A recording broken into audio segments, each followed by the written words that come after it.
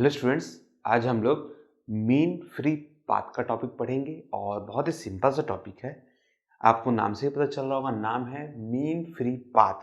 Path मतलब ये है कि किस जगह से क्या चीज जा रहा है, उसको हम पाथ बोलते हैं। जैसे हम चल रहे हैं तो ये हमारा पाथ है।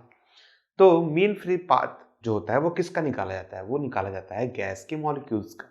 ठीक है। आपको मैं एक सिंपल सा एग्जांपल बताता हूँ। मान लीजिए कि आपके घर में गैस सिलेंडर है। ठीक है। और गलती से गैस थोड़ा सा लीकेज कर रहा है। तो लीकेज करने का मतलब ये है कि आपके गैस सिलेंडर से बाहर निकल रहे हैं। अब एक एग्जांपल समझिए, कोई गैस का मॉलिक्यूल इस जगह में है। ठीक है। और ये कंटिन्यूअसली इधर उधर चल रहा है, इधर से उधर चल रहा है। तो अब अगर मैं मानूं कि ये जो गैस का मॉलिक्यूल है इस रूम में है, ठीक है, और ये कंटिन्यूअसली इधर उधर चल रहा है, तो अगर मैं इस रूम के बाहर देखूं तो वो गैस का मॉलिक्यूल क्या बाहर जा सकता है? या फिर वो जो सिलेंडर मैंने कंसीडर किया है, उस सिलेंडर में जो गैस है वो बाहर कैसे निकल रहा है? नॉर्मली तो निकलेगा नहीं। या तो वो मोशन में होगा या तो वो रेस्ट पोजीशन पे होगा। तो कैसे निकल सकता है? ठीक है। तो हम मानते हैं कि हर गैस के पास में कुछ ना कुछ एनर्जी है, काइनेटिक एनर्जी, जिसके कारण वो मोशन में है।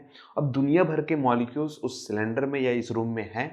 तो जब एक मॉलिक्यूल मोशन में आता है, हर मॉलिक्यूल वैसे मोशन में रहेगा, तो एक मॉलिक्यूल को अगर मैं कंसिडर करूं तो वो मॉलिक्यूल जब मोशन में आएगा तो उसके आजू बाजू में जितने भी मॉलिक्यूल्स हैं वो सभी से टकराते हुए जाएगा। तो जब वो टकराते हुए जाएगा, मान लीजिए यहाँ मॉलिक्यूल है, यहाँ मॉलिक्यूल है, यहाँ मॉलिक्यूल, ये मॉलिक्यूल है, ये मॉलिक्यूल आया, इसमें टकराया, तो ये मॉलिक्यूल से टकरा के इसको इधर भेज दिया, तो ये मॉलिक्यूल इधर चला गया, इधर टकराया तो इधर चला गया, इधर टकराया तो ये ऊपर चला गया, फिर यहाँ वाले मॉलिक्यूल से टकराया तो नीचे आ गया, और ऐसे करते करते ये बाहर निकल जाता है। तो ये दुनिया भर के मॉलिक्यूल से टकराता है और बाहर निकल जाता है। और यही कारण है कि जो गैस है वो बहुत ही जल्दी स्प्रेड हो जाता है। अभी आप सिलेंडर देखिए, तो सिलेंडर में क्या करते हैं, उसको बहुत ही ज़्यादा कंप्रेस कर देते हैं। कंप्रेस कर दिए तो नंबर ऑफ मॉलिक्यूल्स की जो क्वांटिटी है वो बढ़ जाती है, तो कोलिजन बढ़ जाता है। तो एक मॉलिक्यूल दूसरे मॉलिक्यूल से टकरा रहा है, उसे हम कोलिजन बोलते हैं। ठीक है। तो जब वो टकराता है तो वो उसको बाहर भेजने की कोशिश करता है, वो एक्सपैंड होता है। अब नॉर्मली आप देखेंगे कि जो सॉलिड होता है उसको तो एकदम ठोस रखे हुए, तो उसके मॉलिक्यूल्स तो हिलते जुलते हैं नहीं। नॉर्मली हम मानते हैं कि वो मोशन में भी नहीं रहते हैं। ठीक है। सॉलिड की तो वाइब्रेशन एनर्जी रहती है, आप पढ़ चुके हैं इसको। फिर लिक्विड में भी सेम हम मान के रहते हैं कि लिक्विड भी एज ए सॉलिड जैसे बिहेव करता है। अब गैस के मॉलिक्यूल्स तो फ्री रहते हैं, वो इधर उधर घूमते रहते हैं, और गैस काफ़ी ज़्यादा वॉल्यूम भी लेता है। ठीक है। अगर उसे कंप्रेस्ड कर दिया जाए एक सिलेंडर के अंदर में, तो उसके जो मॉलिक्यूल्स है वो तो फ्री है मोशन में, और कंप्रेस करके रखे हैं, तो पास पास बहुत ज़्यादा मॉलिक्यूल्स आ गए। अब मॉलिक्यूल्स जब पास पास आ गए, मोशन में है, तो वो बहुत ज़्यादा टकराते हैं एक दूसरे से, इधर से उधर, इधर से उधर बहुत ज़्यादा टकराते हैं। ठीक है। तो वो जो टकराना होता है वो कोलिजन हो गया। अब एक मॉलिक्यूल का अगर खाली कंसिडर कर लूं कि ये इधर उधर जा रहा है, और एक मॉलिक्यूल, सिंगल मॉलिक्यूल का अगर मैं एक पाथ खाली कंसिडर करूं, ठीक है, क्या करूं, एक मॉलिक्यूल का खाली पाथ को कंसिडर करूं, तो वो किस पाथ से होते हुए जाएगा? अभी इसको आप एज्यूम करिएगा कि यहाँ एक मॉलिक्यूल है, यहाँ एक मॉलिक्यूल है, यहाँ एक मॉलिक्यूल है। ठीक है। इस तरीके से मॉलिक्यूल है, और ये ए मॉलिक्यूल जो है ये ट्रैवल करते हुए जा रहा है। तो ये ट्रैवल करते हुए जाएगा तो ये इससे भी टकरा सकता है, फिर ये इससे भी टकरा सकता है, ये इससे भी टकरा सकता है, ये इससे, इससे, इससे, ये सभी से टकराते हुए जा सकता है। ठीक है। तो इसका जो पाथ है, ये पाथ कैसे निकाला जाएगा? तो इस पाथ का, अभी देखिए, ये मॉलिक्यूल इससे बराबर डिस्टेंस पे तो रहने वाला नहीं है, या ये मॉलिक्यूल इससे बराबर डिस्टेंस पे तो रहने वाला नहीं है। तो इसको अगर मैं लैम्डा 1 मान लूँ, इसको लैम्डा 2 मान लूँ, इसको लैम्डा 3 मान लूँ, इसको लैम्डा 4 मान लूँ, अप टू लैम्डा n तक चले जाते हैं हम, तो हर लैम्डा अलग अलग होगा। तो इसका क्या करते हैं हम लोग, मीन निकाल लेते हैं, इसका एक एवरेज निकाल लेते हैं। ठीक है। फिर समझिएगा, तो इसका डिस्टेंस अलग अलग है, तो हम क्या करते हैं, हम एक एवरेज आउट निकाल लेते हैं, और वो जो एवरेज आउट निकल के आता है वही होता है मीन फ्री पाथ। बहुत सिंपल सा तरीका है। तो मीन फ्री पाथ कैसे निकाला जाएगा, लैम्डा के ऊपर बार लगा दीजिए आप, फिर ये नंबर ऑफ पाथ जो देख रहे हैं, लैम्डा 1 लैम्डा 2, ये ऐसे लिख लीजिए आप, lambda 1 lambda 2 up to lambda n। अब ये कितने बार कितने डिस्टेंस तक लिया जा रहा है, 1 2 3 4 5, ऐसे जितने भी निकाल सकते हैं हम। तो टोटल नंबर देखिएगा, ये जो यहाँ टकराया तो ये कोलाइड हुआ, इसके साथ में ये कोलाइड हुआ, इसके साथ में ये कोलाइड हुआ, तो इसको हम कंसिडर कैसे करेंगे, इसको नंबर ऑफ कोलिजन के फॉर्म में कंसिडर कर लेते हैं, तो हमारे लिए ज्यादा अच्छा रहेगा उसको। ठीक है, तो ये आपका पाथ हो गया, number of path, total number of path, और नीचे लिख दीजिएगा आप number of collisions, number of collisions, तो ऐसा भी लिख सकते हैं टोटल नंबर ऑफ कोलिजन्स। ठीक है, बहुत सिंपल सा था। तो इस तरीके से हम लोग इसका एवरेज आउट निकाल सकते हैं, ये एक नॉर्मल तरीका होता है। अब एक एग्जांपल समझिएगा इसको, कि एक सिलेंडर है, उस सिलेंडर में बहुत सारे मॉलिक्यूल्स हैं।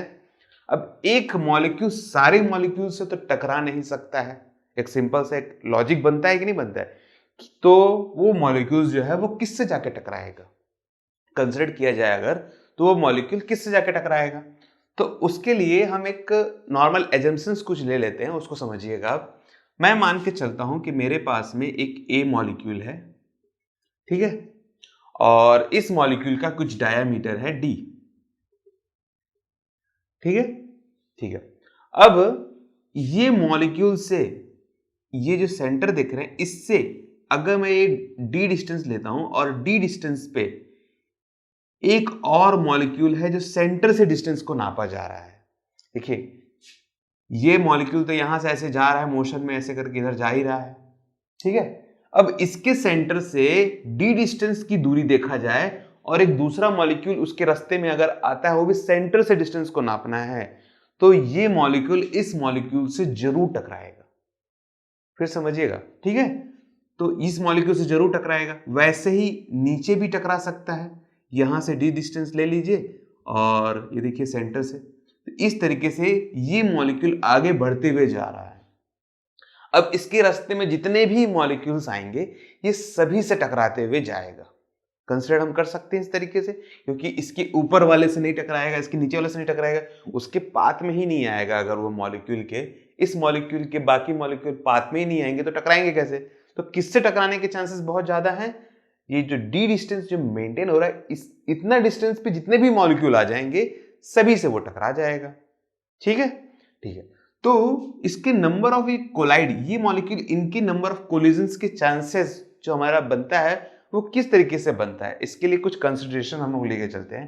पहला कंसिडरेशन ये है कि ये जो मॉलिक्यूल्स है, सारे मॉलिक्यूल्स जो हैं, इनका जो डाया है वो सेम है। तो नंबर ऑफ मॉलिक्यूल्स डाया इज सेम, तो नंबर ऑफ मॉलिक्यूल डाया इज सेम, क्या रखेंगे, डी रख दीजिए इसको। ठीक है, ठीक है। सेकंड चीज इसमें रखेंगे कि ये जो मॉलिक्यूल है, ए मॉलिक्यूल, ये इकलौता मॉलिक्यूल है जो ट्रैवल कर रहा है, और बाकी ये जो मॉलिक्यूल्स है, ये वाले मॉलिक्यूल, ये वाला मॉलिक्यूल, ये सब के सब रेस्ट पोजीशन पे हैं। तो कंसिडर क्या करेंगे, except the A molecule, all other molecules are in rest position. बाकी सब मॉलिक्यूल्स को आप रेस्ट पोजीशन पे मान लीजिए। ठीक है, तो अब ये मॉलिक्यूल्स ट्रैवल कर रहा है, तो इसके नंबर ऑफ कोलिजन होने के चांसेस जो होते हैं, उसका एक इक्वेशन बन के आता है। तो देखिए, total number of collision, total number of collision के चांसेस क्या बनते हैं, पहला वॉल्यूम। ठीक है, तो देखिए इसका वॉल्यूम किस तरीके से निकाला जाएगा, ये डी जो है, ये इस डी इतने ऊपर वाले मॉलिक्यूल से भी टकराएगा, और ये डी नीचे वाले से भी, इतने मॉलिक्यूल से भी ये टकराएगा। तो अगर मैं इसका एक वॉल्यूम निकाल लूं कि इतने वॉल्यूम में जितने भी मॉलिक्यूल्स आएंगे, इतने वॉल्यूम में जितने भी मॉलिक्यूल्स आएंगे सभी से वो टकराएगा। ठीक है, तो सभी से टकराने का मतलब हमको मिल जाएगा टोटल नंबर ऑफ कोलिजन, टकराना मतलब तो कोलिजन हमारा है। तो वो वॉल्यूम कितना होगा, तो देखिए ये पाई है, अगर मैं वॉल्यूम निकालना चाहता हूं, ठीक है, तो इसका मैं वॉल्यूम निकाल लेता हूं, तो वॉल्यूम इनटू, ठीक है, अब वॉल्यूम हो गया। अब वॉल्यूम इनटू क्या था, जितने भी मॉलिक्यूल्स आएंगे, तो अगला नंबर हमारा आएगा नंबर ऑफ मॉलिक्यूल्स। ठीक है, तो कितने नंबर ऑफ मॉलिक्यूल्स, सारे के सारे ले लूं क्या, नहीं, कितने लेना है, पर यूनिट वॉल्यूम के हिसाब से, पर यूनिट वॉल्यूम के हिसाब से, मतलब इसका जो वॉल्यूम है सिर्फ इतने ही वॉल्यूम का लेना है, ठीक है, इधर के मॉलिक्यूल्स इधर के नहीं लेना है। फिर समझिएगा, कितने मॉलिक्यूल्स जो इसके रास्ते में आएंगे उतने ही नंबर ऑफ मॉलिक्यूल्स को लेंगे। ओके है, ठीक है। अब ये जो वॉल्यूम है, वॉल्यूम का फॉर्मूला हम कैसे निकालते हैं इसको समझिएगा थोड़ा सा, कि ये वॉल्यूम कितना है। तो ये देखिए, ये है आपका डी, ठीक है। अगर इसको मैं रेडियस मान के चलता हूं तो जो एरिया का फॉर्मूला होता है वो होता है पाई आर स्क्वायर। आर क्या है हमारा, डी है, तो पाई डी स्क्वायर। ओके है, ठीक है। Area into length, area into length is our volume. अब यहां लेंथ तो दिया नहीं हुआ है, देखिए ये यहां से यहां जब जाएगा तो इसका लेंथ दिया हुआ है क्या, नहीं दिया गया। तो लेंथ निकालने का एक तरीका होता है, क्या होता है, देखिए वॉल्यूम ये निकाला गया, देखिए यहां से यहां जब जाएगा तो ये मॉलिक्यूल की कुछ वेलोसिटी होगी, इसको आप एवरेज वेलोसिटी ले लीजिएगा, ठीक है। तो इसका v वेलोसिटी हो गया, और वेलोसिटी को अगर डेल टी टाइम से मल्टीप्लाई कर दिया जाए, देखिए speed equal velocity equal to क्या था, velocity equal to displacement upon time, ठीक है। तो डिस्प्लेसमेंट अगर चाहिए तो वेलोसिटी इनटू टाइम बन जाता है हमारा, ये बनता है ना, velocity is equal to displacement upon time है, तो इसको इससे मल्टीप्लाई कर दूं मैं तो डिस्प्लेसमेंट निकल जाता है। डिस्प्लेसमेंट इज अवर लेंथ, मतलब इसके यहां से यहां कोलिजन होने तक में जितना भी इसका लेंथ बन के आता है। तो ये हमारा हो गया v dot del t. Number of molecules per unit volume के हिसाब से निकाला जाए तो इसे आप ले लीजिए स्मॉल n, ठीक है। Total number of collision is our n, capital N आप इसको ले सकते हैं, ठीक है। सिंपल सा है एकदम। फिर से समझिएगा वॉल्यूम कैसे निकाला जाता है, एरिया इंटू लेंथ। एरिया हो गया पाई डी स्क्वायर, देखिए इतने ही एरिया में खाली है आपका, इतना एरिया में जितने भी मॉलिक्यूल्स आएंगे सभी से टकराते हुए जाएगा। हम पर इसको वॉल्यूम के हिसाब से ले रहे हैं, क्यों ले रहे हैं, अगर एरिया लेंगे तो खाली आपका ये जो हिस्सा है इतना ही आएगा, पर वॉल्यूम लेंगे तो ये सब पूरा घूमते हुए जितने भी इस हिस्से में आएंगे, ठीक है। देखिए एरिया लूंगा तो खाली ऐसे जाऊंगा, वॉल्यूम लूंगा तो ये मॉलिक्यूल्स के आजू बाजू इधर जितने भी मॉलिक्यूल्स होंगे ये पूरे मॉलिक्यूल से टकराते हुए जाएगा। 2D देख रहे हैं तो सिर्फ दो ही दिख रहा है, पर ये पूरा अगर एक स्पीयर फॉर्म में ऐसे ले, ठीक है, तो जितने भी आएंगे सभी से टकराते हुए जाएगा, इसलिए इसका वॉल्यूम फॉर्म में लिया जाता है। ओके है, ठीक है। तो ये आपका हो गया टोटल नंबर ऑफ कोलिजन्स। तो देखिए यहां पास में भी टोटल नंबर ऑफ कोलिजन्स लिया गया था। अब हमको चाहिए ये मीन पाथ वाला, ठीक है। ये टोटल दिख रहा है, लैम्डा 1 लैम्डा 2 ये दिख रहा है आपको, ये चाहिए हमको। तो ये कितना होगा हमारा, तो बहुत सिंपल सी बात है कि ये जो v वेलोसिटी मैं लिया हूं, ठीक है, ये v वेलोसिटी में एवरेज वेलोसिटी लिया हूं। तो एवरेज वेलोसिटी का मतलब ये है कि ये वाला मॉलिक्यूल इससे टकराएगा, इससे टकराएगा, बहुत सारे से टकराते हुए जाएगा, तो इसका एक एवरेज डिस्टेंस निकलेगा। तो एवरेज हर बार अलग अलग मॉलिक्यूल्स टकराएगा तो हर बार उसकी वेलोसिटी जो है वो अलग अलग रहेगी। तो अगर मैं एक एवरेज वेलोसिटी ले लूं, ठीक है, फिर समझिएगा ये v है, इसको आप ऐसे देखिए, ठीक है, v इक्वल टू ये v1 कोलिजन के लिए, ठीक है, मतलब पहला कोलिजन के लिए, यहां से यहां तक कोलिजन के लिए v1 ले लेता हूं। तो जो जो d निकलेगा उसको आप d1 मान लीजिए, और t कितना रहेगा, डेल टी टाइम पे उसने कोलाइड कर दिया। वैसे ही सेकंड v2 ले लीजिए, इसके लिए यहां के लिए ये v1 ले लीजिए, इसको v2 ले लीजिएगा, ठीक है। तो v2 वाला यहां से यहां तक कोलाइड हुआ तो इसके लिए क्या बनेगा, d2 अपॉन टी, ठीक है, इस लैम्डा 2 अपॉन टी भी लिख सकते हैं।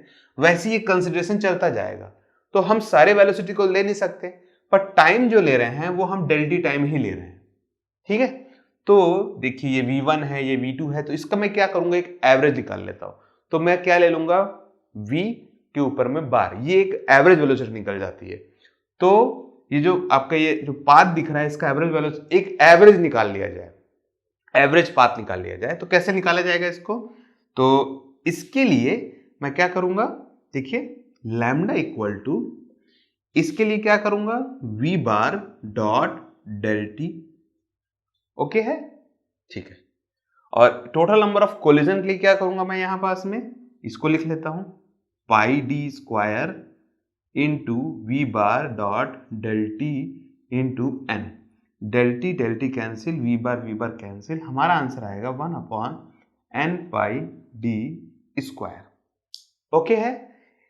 इस इक्वेशन में एक प्रॉब्लम था यहां पास में, इसको भी समझिएगा क्या प्रॉब्लम है यहां पास में। अभी बोलेंगे सर इतना सारा तो बता दिया, अब इसमें प्रॉब्लम भी निकाल दी। तो इसका प्रॉब्लम ये था कि ये जो मॉलिक्यूल है ये ट्रैवल कर रहा है, इसमें हमने एक एक्सेप्शन लिया था, कंसिडरेशन लिया था कि except a molecule all the molecule are in rest position. पर एक्चुअल में ऐसा होता नहीं है। होता नहीं है मतलब कि बाकी सारे मॉलिक्यूल्स भी ट्रैवल करते हैं। तो अगर मैं इसका एवरेज निकालूं तो ओके है, बट बाकी मॉलिक्यूल्स को मैं रेस्ट पोजीशन पे नहीं रख सकता हूं। रेस्ट पोजीशन पे अगर मैं नहीं रख सकता हूं तो जब ये इससे आके टकराएगा तो इन दोनों की, देखिए ये वेलोसिटी की बात कर रहा था मैं, ये वेलोसिटी इन दोनों का, तो ये भी तो मोशन में है। तो दो ऑब्जेक्ट जब मोशन में रहते हैं और उनके बीच का डिस्टेंस निकाला जाए, ठीक है, तो उनका डिस्टेंस निकालने के लिए इन दोनों की वेलोसिटी को कैसे लिया जाएगा? तो इन दोनों की वेलोसिटी को हम कैसे लेंगे? रिलेटिव वेलोसिटी के फॉर्म में लेंगे। तो देखिए ये ऊपर वाला तो ठीक है, आपका ये मोशन में चल रहा है तो v bar dot del t है, पर ये जो नीचे वाला है टोटल नंबर ऑफ कोलिजन के फॉर्म में जो ले रहे हैं, तो देखिए ये इधर आया इधर आया इधर आया, तो जब ये कोलाइड हो रहा होगा तो उस टाइम पे ये जो वेलोसिटी हम ले रहे थे v बार वाला लेंथ के लिए, ये आपका v जो निकलेगा ये रिलेटिव वेलोसिटी के फॉर्म में निकलेगा। अब रिलेटिव वेलोसिटी का एक रिलेशन होता है, क्या होता है उसको आप समझिएगा, तब ये इक्वेशन आपको समझ में आएगा। मैंने देखा भी है और काफी सारे बुक में पढ़ा भी, तो किसी भी बुक में आपको इसके बारे में डिटेल में नहीं बताया गया है कि ये जो वी आर है वो आता कहां से। नॉर्मली जो वी आर रिलेशन निकाला जाता है, ठीक है, उसको समझिएगा, ये वी आर का रिलेशन √2 वी बार के फॉर्म में निकाला जाता है, पर ये आता कहां से है इसके बारे में बहुत कम जगहों में बताया गया है। तो मैंने भी एक बुक पढ़ा तो उसमें मुझे मिला, तो देखते हैं कि ये कैसे निकल के आता है। तो इसके लिए मैं ये जगह क्लियर कर लेता हूँ और फिर इस वैल्यू को यहाँ पास में पुट करके आपको बताऊंगा, ठीक है। इस इमेजिन हो रहा है आपको ये थोड़ा बहुत? अगर कोई डाउट आएगा तो कमेंट सेक्शन में जरूर पूछिएगा कि सर इस जगह में ये समझ में नहीं आया, तो मैं आपको उसको बता दूंगा कि कैसे इसको करना है। मेरे FB के पेज में आप इसको स्क्रीनशॉट करके दीजिएगा, क्योंकि नॉर्मली क्या होता है कि यूट्यूब की उतनी फैसिलिटी नहीं है, आपके कमेंट सेक्शन में आप नॉर्मल चीज़ें लिख सकते हैं, पर कोई डाउट हो तो उसको पूछना बहुत मुश्किल हो जाता है। तो आप स्क्रीनशॉट लेके मेरे FB के पेज में भी डाल सकते हैं, जो कि सारे वीडियो में डिस्क्रिप्शन में एक लिंक दिया गया है। FB का मेरा पेज जो है उसमें आप इसको जरूर कर सकते हैं पुट, तो उसमें मैं आपको रिप्लाई कर सकता हूँ इजीली, क्योंकि मुझे भी समझ में आना चाहिए कि आप क्या पूछ रहे हैं, ठीक है। तो उस टाइम पे मैं आपको डिटेल में बता सकता हूँ कि हाँ इसको इस तरीके से करना है, ठीक है। तो ये v are equal to √2 v कैसे निकल के आता है, ठीक है, इसको देखते हैं। तो मैं जगह क्लियर कर लेता हूँ। देखिए तो ये वी आर हमको लेना है क्योंकि सारे के सारे मॉलिक्यूल्स ट्रेवल में है, तो वी आर रिलेटिव वेलोसिटी होता है दो मॉलिक्यूल्स का, ठीक है। तो अगर मैं कोलिजन निकाल लूं, मान लीजिए कि ये वाला ए वाला मॉलिक्यूल्स मेरा था यहाँ पास में और ये ऐसे ट्रेवल कर रहा था, ठीक है, और ये वाला बी मॉलिक्यूल था जो इस पोजीशन पे था, मैं पर रेस्ट पे नहीं है, ये भी मोशन में है, तो इसको मैं मोशन मान लेता हूँ, ये इधर ट्रेवल कर रहा है, ठीक है। इसको अगर मैं v1 मान लूं और इसको मैं v2 मान लूं, एक कंसिडरेशन लेके चल रहा हूं मैं, ठीक है, तो इन दोनों का रिलेटिव वेलोसिटी निकलता है, ये वाला वेक्टर फॉर्म में आपने पढ़ा है, ये आपका vr है, इस तरीके से लिया जाता है, ठीक है। अगर मुझे v चाहिए, देखिए इस vr को चाहिए, तो इस vr को मैं किस तरीके से लिख सकता हूं? ये vr अभी है जो आपका स्केलर फॉर्म में लिया जा रहा है, तो इसको मैं इस तरीके से लिख सकता हूं कि √2 vr vector dot vr vector. देखिए वी आर स्क्वायर के फॉर्म में आएगा और √2 के अंदर बाहर निकल के फिर से वी बन जाएगा, ठीक है। तो मैं इसे वेक्टर फॉर्म में कंसिडर करके चल रहा हूं। अब ये जो वी है ये होता कितना है? ये वी होता है v1 vector minus v2 vector, relative velocity, okay है, ठीक है। अब ये इस वैल्यू को यहां पास में आप पुट कर दीजिए, तो कितना आएगा? देखिए √v1 डॉट v2 इतना आएगा, v1 dot sorry minus v2, दोनों वेक्टर के फॉर्म में है, v1 vector minus v2 vector, तो ये निकल के आएगा v1 vector minus v2 vector का स्क्वायर, ठीक है, ठीक है। a माइनस बी का होल स्क्वायर का फॉर्मूला लगाइए यहां पास में, तो v1 का स्क्वायर माइनस v2 का square sorry plus -2 v1 vector dot v2 vector under root, okay है, ठीक है। अब देखिए ये v1 है, ये v2 है, ये v1 v2 है, v1 डॉट v2 जो होता है आपका डॉट प्रोडक्ट में, ये आपका जीरो निकल के आता है, इसको आप जीरो ले लीजिए, तो ये कितना निकल के आएगा? v1 square plus v2 square, ठीक है, ठीक है। और ये आपका है वी आर। अब देखिए V1 और V2 को मैं अगर एक एवरेज वेलोसिटी से कंसिडर करूं, जो हमारा इसके हिसाब से एवरेज वेलोसिटी जो निकाला जा रहा है, तो V1 प्लस V2 अगर किसी भी दो का हम एवरेज निकालना चाहते हैं तो हम लोग नॉर्मली क्या करते हैं, हम लोग करते हैं V bar equal to V1 square, ये स्क्वायर फॉर्म में तो इसको भी स्क्वायर ले लीजिएगा, प्लस V2 स्क्वायर। नॉर्मली हम क्या करते हैं, देखिए नॉर्मली मान लीजिए दो वेलोसिटी है, उसका एवरेज निकालना है मुझे, तो क्या करूंगा V1 plus V2 divide by 2 कर देता हूं, तो ये हमारा एवरेज निकल जाता है। अब ये स्क्वायर फॉर्म में है तो ये V1 स्क्वायर V2 स्क्वायर है, डिवाइड बाई अगर मैं इसको 2 कर देता हूं तो ये मेरा V बार का इक्वेशन निकल के आ जाता है। ये आपका एवरेज वेलोसिटी का इक्वेशन है। ठीक है, ठीक है। अभी देखिए इसमें 2 तो है नहीं, तो इसको क्या करूंगा, मैं नीचे 2 दूंगा और एक 2 को मल्टीप्लाई कर दूंगा। तो देखिए ये वाला जो इक्वेशन है ये V बार के इक्वेशन के फॉर्म में आ जाता है। तो इसको कैसे लिख सकता हूं, V are equal to under root V bar का स्क्वायर डॉट 2, ऐसे लिख सकता हूं मैं इसको। अब ये स्क्वायर फॉर्म में है तो इसको मैं बाहर निकाल सकता हूं मैं, तो ये जो वी बार वी आर है, ठीक है, तो इसको निकालूंगा तो ये वी बार बाहर निकल जाएगा और ये अंडर रूट 2 अंदर रह जाएगा। देखिए ये इक्वेशन और ये इक्वेशन को, यही इक्वेशन जो ये रूट 2 आता है, ये कहां से आता है, ये आपका वेक्टर फॉर्म से आता है। ओके है, ठीक है। तो अब इस वैल्यू को आपको बस ये जो कंसीडरेशन कर रहे थे हम लोग, ये v वाला जो एवरेज वैल्यू था, ये v एवरेज के जगह आपको √2v के फॉर्म में लेना है आपको। तो जो एवरेज वेलोसिटी होती है वो √2 से मल्टीप्लाई होकर रिलेटिव वेलोसिटी के फॉर्म में निकल के आता है।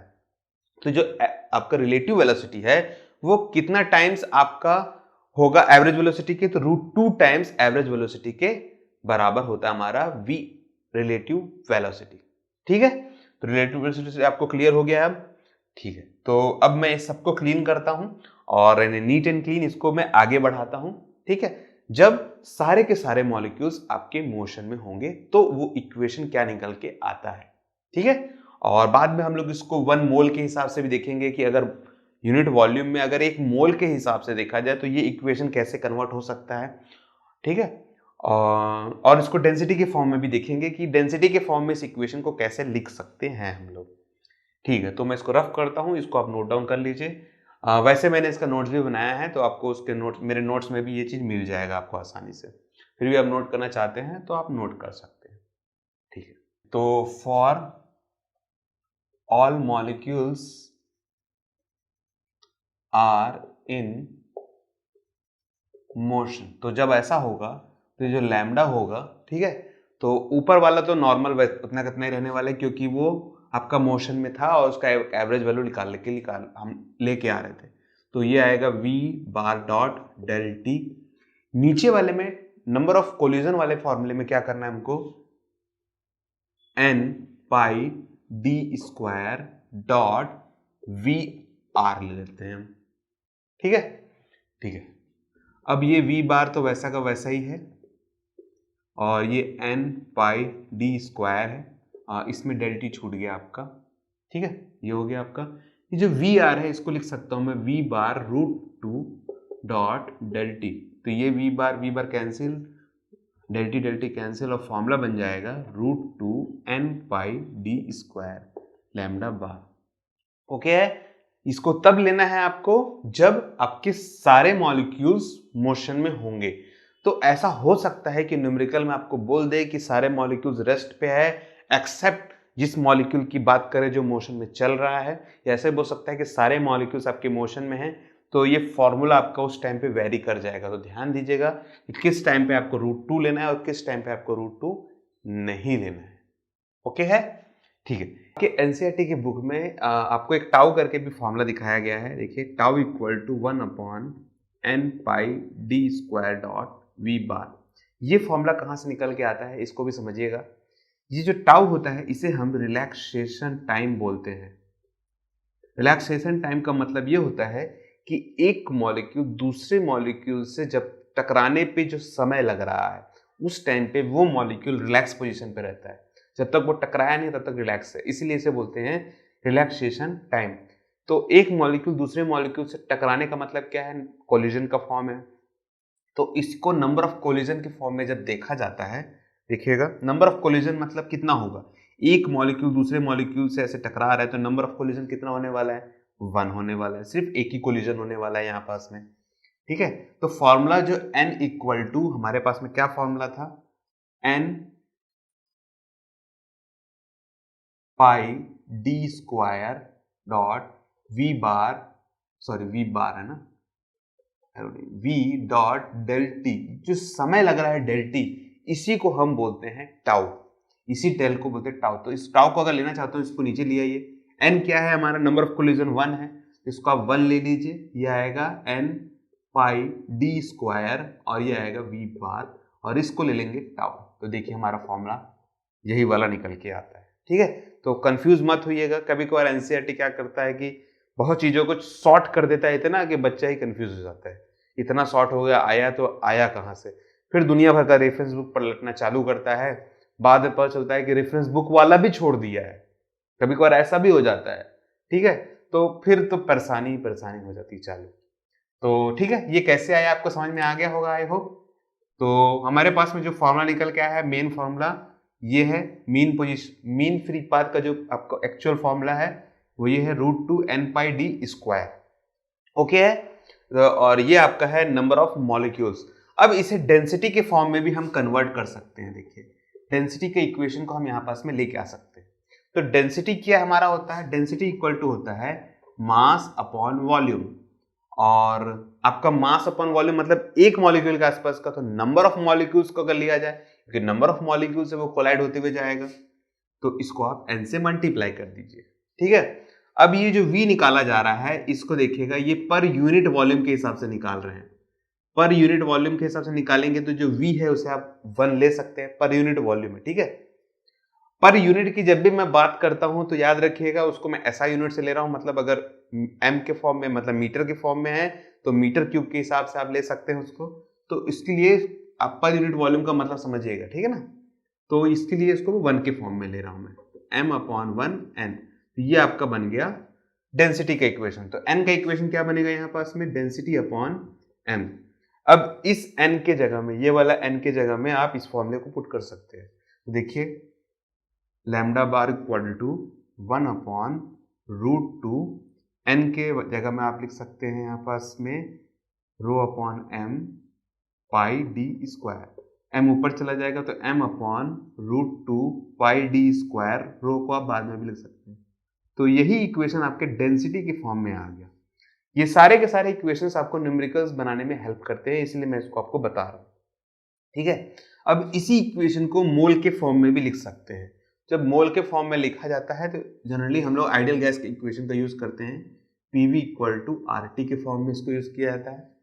ठीक है, और ये आपका P जो है इसको हम ऐसे ले सकते हैं R upon V dot T। अब इसमें हम 1 मोल का इक्वेशन को पुट करवा रहे हैं। देखिए हम क्या करेंगे, Na Avogadro number divide by volume और R upon Na dot T। Avogadro number Na divide by V is our n, number of molecules, this is our Kb Boltzmann constant. ठीक है, तो जो प्रेशर का फॉर्मूला है वो बनेगा N KBT। तो N का फॉर्मूला क्या बनेगा, प्रेशर अपॉन KBT। इस फॉर्मूले को फिर से आप इसी इक्वेशन में पुट कर दीजिए, तो जो लैम्डा है वो क्या निकल के आएगा आपका 1 अपॉन √2 पाई डी स्क्वायर, और ये आएगा pressure upon KB dot T. इसको आप ऊपर ले जाइए तो ये आएगा KB डॉट टी √2 पाई डी स्क्वायर डॉट पी। ये आपका आ गया प्रेशर के फॉर्म में।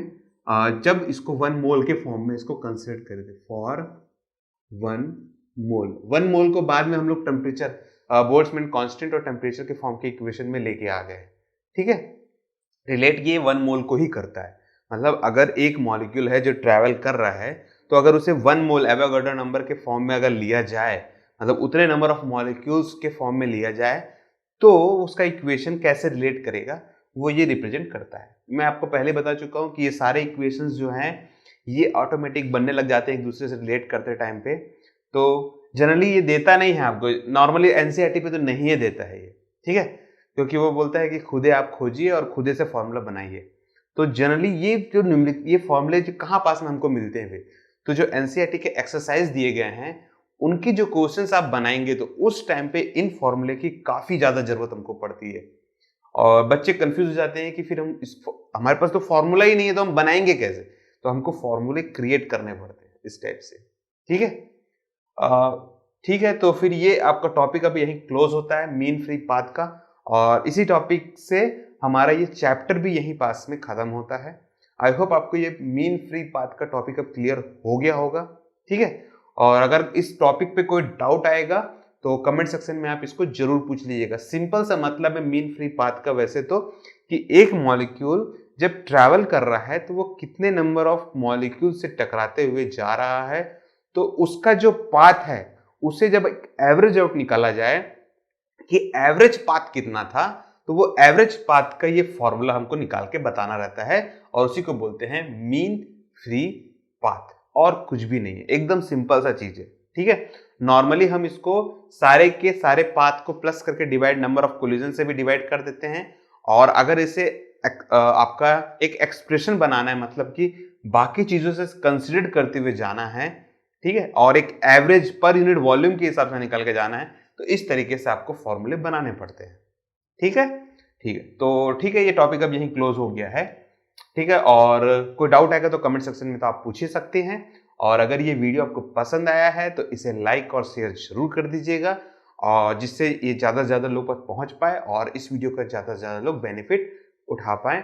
और हमारे चैनल पे आप पहली बार आए हैं और इस वीडियो को पहली बार देख रहे हैं, और आई होप कि आपको इस वीडियो से काफ़ी ज़्यादा बेनिफिट हुआ होगा, तो सब्सक्राइब जरूर कर दीजिएगा हमारे चैनल को, जिससे हमें भी कुछ प्रॉफिट हो जाए। प्रॉफिट क्या मतलब, बस एक वैल्यू हमारी बढ़ जाती है थोड़ी सी कि हाँ हमारे हमारे वीडियो को इतने बच्चे देखते हैं, और ज़्यादा कुछ नहीं होता है। ठीक है, तो ठीक है, thank you for joining this video. आपका दिन शुभ रहे।